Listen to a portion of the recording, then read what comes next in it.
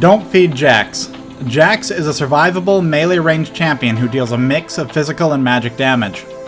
He has a relatively high base movement speed of 325. He begins the game with 30 magic resist and continues to gain a small amount of magic resist per level. Jax's passive is Relentless Assault. Every time he uses a normal melee attack, he gains a temporary attack speed buff. This buff can stack several times. In other words, Jax will attack significantly faster as long as he continues to use normal melee attacks in quick succession. This attack speed bonus is effective against towers. Jax's Leap Strike causes him to jump to any mid-range target, including both enemy and allied champions and minions, and objects such as wards. If the target is an enemy, Jax will deal physical damage, which scales both on bonus attack damage and ability power. Jax is still vulnerable to abilities and attacks while jumping, and spells in flight will not be disjointed. Knockbacks and knockups in particular are effective against him and will prevent him from reaching his target. Additionally, Leap Strike acts similar to a dash ability, and skill shots can still hit him in flight. Traps like Teemo's Mushrooms or Caitlyn's Yordle Snap Trap will often, but not always, be triggered as he passes over them, though they will not prevent him from reaching his destination. Spell shields block the damage from the Leap Strike but do not prevent the jump itself. Higher ranks in this ability dramatically reduce the cooldown. At max rank, this ability is available very often. Jax's Empower causes his next normal melee attack to deal additional magic damage. The extra damage scales on ability power. Empower causes his swing timer to reset, meaning he can use it immediately after another normal melee attack to attack again very quickly.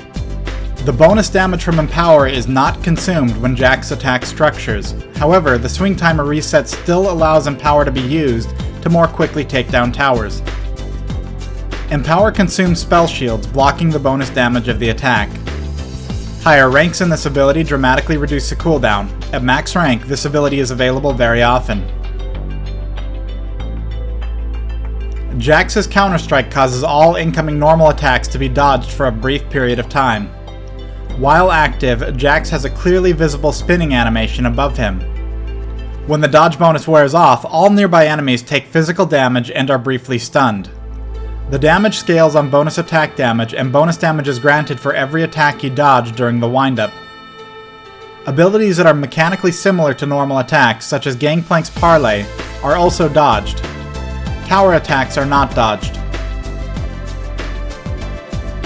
Jax's ultimate is Grandmaster's Might. After 2 normal melee attacks, Jax gains a brief buff causing his 3rd normal melee attack to deal bonus magic damage, scaling with ability power. This bonus is passive, and Jax does not need to activate the ability for this to occur. The bonus damage every 3rd attack is not blocked by spell shields, but will proc items like Riot's Crystal Scepter. Jax can proc Grandmaster's Might while attacking towers, granting him the buff. However, the tower will not consume the buff. When activated, Jax gains significant bonus attack damage and ability power for several seconds. This bonus is increased by his bonus attack damage and ability power, respectively. Jax is an extremely capable fighter, and there are very few champions who can win a melee fight against him without exceeding his level of itemization. There are some general rules, however, that will help win matches against Jax. Like other melee fighters, countering Jax is most easily done by keeping him crowd-controlled and at a range. Consider spells like Exhaust, and consider taking a ranged champion to counter him in a lane. If you have flexibility in your lineup, champions with Blinks, very high movement speed, and slows or snares all dramatically reduce Jax's effectiveness. In the early game, Jax does not have sustain beyond potions or lifesteal he may bring to the lane, so it may be possible to use this to your advantage with enough harass. While he can stay at a range and Leap Strike to last hit minions, he does so at a significant mana cost and is still vulnerable to being attacked. There are 2 primary keys to dealing with his Counterstrike ability. The first and most obvious is not to use normal attacks against him during this period, as it will not damage him and will increase the damage he deals at the end. Second, save any blink or dash abilities until he activates the ability, allowing you to avoid the follow-up stun. As soon as Jax reaches level 6, his power in skirmishes and 1v1 fights dramatically improves. By the mid and especially late game, both Leap Strike and Empower may have very short cooldowns depending on which skills he's maxed. This can make it very difficult to get away from him, but also very difficult to fight him one-on-one. Transition to more favorable team fights when possible, and prioritize movement speed if he's a serious threat, and don't extend too far beyond the safety of towers or teammates.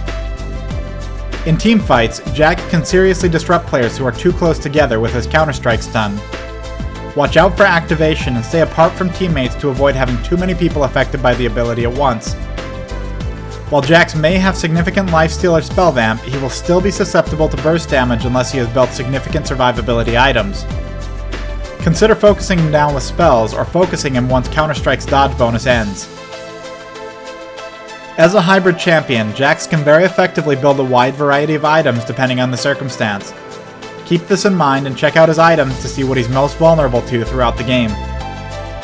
If playing Jax, keep an eye on minion waves and nearby wards whenever you're extended beyond your towers. This will help in using Leap Strike for a clean escape from a gank. Additionally, having a Wriggles Lantern or ward available in your inventory allows for an effective ward and Leap Strike combo to gain some extra distance. In the early game, be careful about how you use Leap Strike. Unless you absolutely need to use it to get in range for a gank, save it until after you've already gotten in range. Enemies may blink or use other abilities to escape the stun at the end of Counterstrike, so keeping Leap Strike available specifically to catch them for the stun can be very effective. Thanks for watching this Don't Feed. Be sure to subscribe with the button on the upper right. Check out my previous movie in this series, Don't Feed Jax, by clicking the movie thumbnail on the right. I regularly stream League of Legends and other games right here on YouTube, so make sure you follow me on Twitter and check my channel often for updates. As always, check the movie information box below for general thoughts and series updates, and let your friends know about this series to help promote it in the League of Legends community. Also, make a post on the official League of Legends forum thread, linked below if you really enjoy the series.